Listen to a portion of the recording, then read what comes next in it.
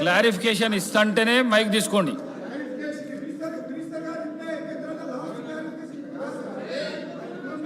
ఒక్క నిమిషం ప్లీజ్ ఒక్క నిమిషం ప్లీజ్. హరీష్ రావు గారు క్లారిఫికేషన్ ప్రసంగాలు ఇస్తే ధన్యవాదాలు. కట్ చేసేస్తా. స్పీకర్ సార్, మైక్ ఇచ్చినందుకు ముందుగా మీకు ధన్యవాదాలు. దయచేసి కట్ చేయకండి, నేను అంశంలోకి పోను. ముఖ్యమంత్రి గారు మాట్లాడిన దానికి క్లారిఫికేషన్ ఇచ్చే ప్రయత్నమే తప్ప నేను దయచేసి ఇతర అంశాల్లోకి పోను. కానీ మీరు దండం పెడితే జర మైక్ కట్ చేయకుండా. అధ్యక్ష, ఇప్పుడు గౌరవనీయులు ముఖ్యమంత్రి గారు సిద్దిపేట, గజ్వేల్, ఓల్డ్ సిటీ మీద ప్రజల మీద తన అక్కసును వెలగుచ్చే ప్రయత్నం చేసినారు. సిద్దిపేటలో కాంగ్రెస్ పార్టీ గెలవలేదనో, గజ్వేల్లో కాంగ్రెస్ గెలవలేదనో, ఒక నిమిషం, ఓల్డ్ సిటీలో గెలవలేదని ఆయన ఏమన్నారంటే బిల్లులు అక్కడ ప్రజలు కట్టలేదు అని అన్నారు. ఇది వాస్తవం కాదు. అక్కడేదన్నా ఒక లిఫ్ట్ ఇరిగేషన్ ప్రాజెక్టుదో ఒక ఇండస్ట్రియలిస్ట్ ఎవరైనా కట్టకపోతే ఇవాళ మీరు ప్రభుత్వంలో ఉన్నారు కనుక మీరు ఆ బిల్లులు వసూలు చేయండి తప్ప మొత్తం ఆ నియోజకవర్గ ప్రజల్ని బదనాం చేసే విధంగా మాట్లాడడం సబబు కాదు అని మీ ద్వారా విజ్ఞప్తి చేస్తున్న అధ్యక్ష. ఇక రెండో విషయం అధ్యక్ష, ముఖ్యమంత్రి గారు ఇంకో విషయం అన్నారు. బీఆర్ఎస్ పార్టీ కాంగ్రెస్తో పొత్తు పెట్టుకుంది, తెలుగుదేశంతో పెట్టుకుంది, ఎంఐఎంతో పెట్టుకుందని అన్నారు అధ్యక్ష. అవును, మేము పెట్టుకున్నాం.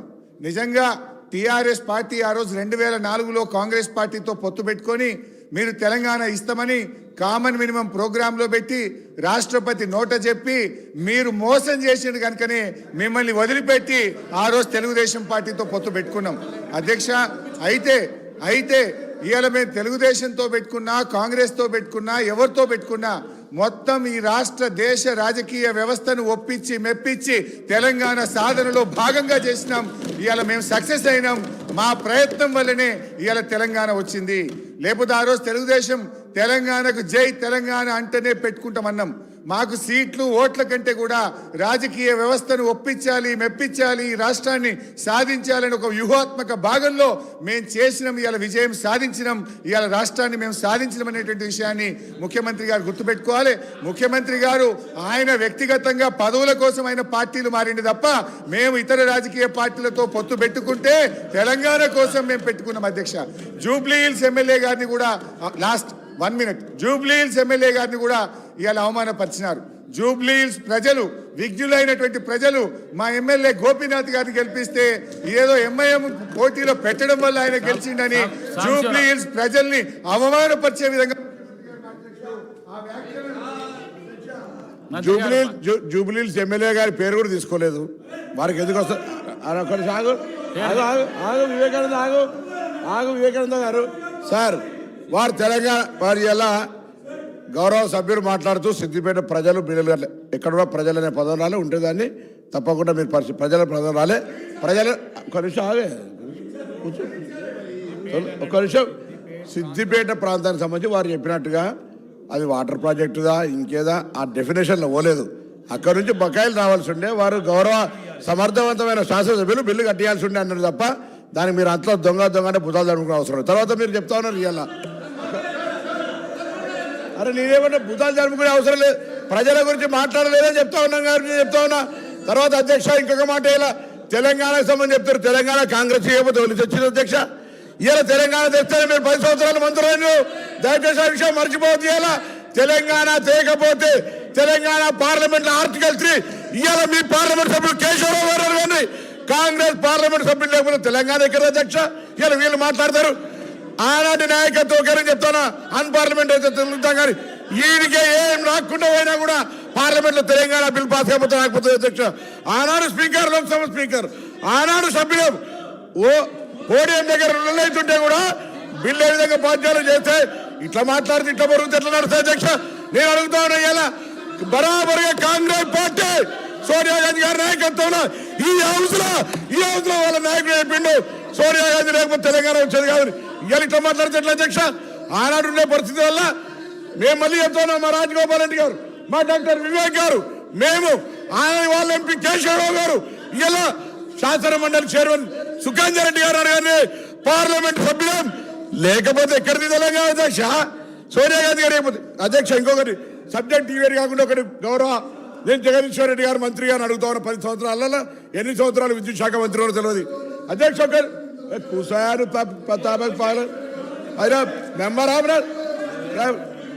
ఈరోజు అధ్యక్ష 2010 అధ్యక్ష 2010 ఫిబ్రవరిలో ఆనాటి గౌరవ ముఖ్యమంత్రి గారు రోషయ్య గారు తెలంగాణ ఉద్యమం ఉన్నప్పటికీ కూడా మేము ఆనాడు శ్రీధర్ బాబు గారు, మేము గౌరవ శాసనసభ్యులు కేటీ రామారావు గారు శాసనసభ్యులు, మేము ఆనాటి నేదురూరులో ఒక పవర్ ప్లాంట్ ఫౌండేషన్ వేసుకున్నాం 3x700 2100 మెగావాట్కు.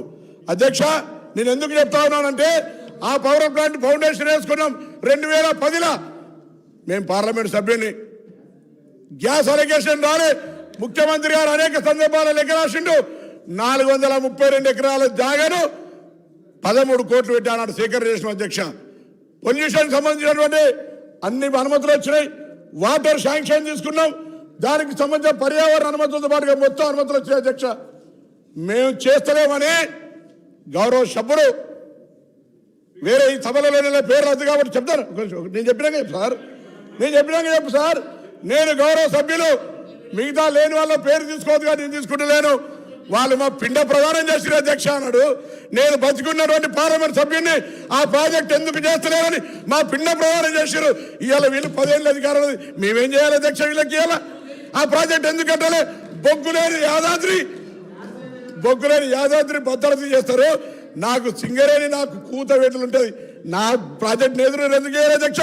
432 ఎకరాల జాగా సేకరించి ఎదగట్లేదు ఉంది అధ్యక్ష.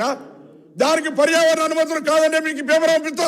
పర్యావరణ అనుమతులు లోయర్ మేనర్ నుంచి నీటి శాంక్షన్ ఎవ్రీథింగ్ పబ్లిక్ హియరింగ్ కూడా అయింది అధ్యక్ష. పబ్లిక్ అరే రన్నింగ్ కామెంటరీ మంత్రివి గౌరవనీయుడివి నువ్వు ఇట్లా రన్నింగ్ కామెంటరీ చేస్తే మీరు నేను అడుగుతాను సభాధ్యక్ష, ఇది మర్యాద కాదు.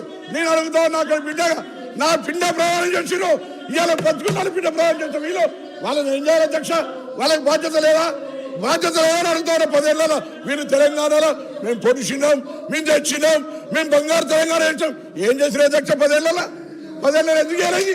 10 కరీంనగర్ జిల్లా ప్రజలకు ఆనాడు నాకంటే ముందు పార్లమెంట్ సభ్యులు గౌరవ చంద్రశేఖరరావు గారు తెలంగాణ ఉద్యమాన్ని తెలంగాణ నినాదాన్ని కాపాడుకోవడానికి ఉప ఎన్నికల్లో మళ్ళీ గెలిపిస్తే నా చర్మం వెలిచి చెప్పులు కుట్టిస్తాను. ఈ ప్రాజెక్టు చేయవా అధికారంలోకి వచ్చినాక?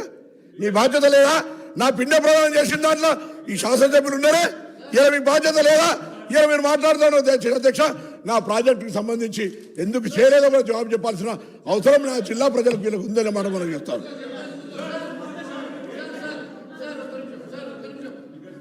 కేటీఆర్ సార్